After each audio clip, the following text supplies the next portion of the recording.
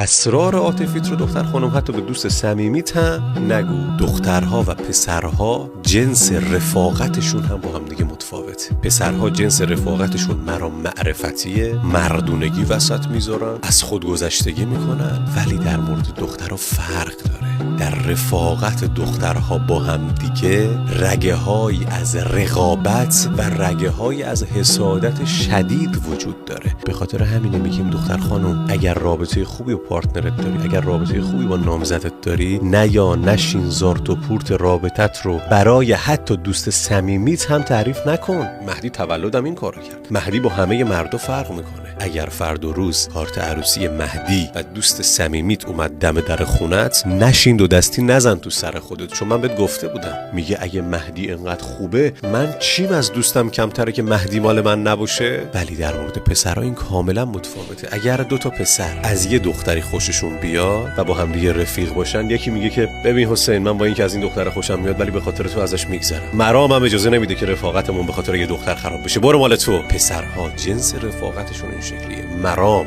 معرفت، از خودگذشتگی.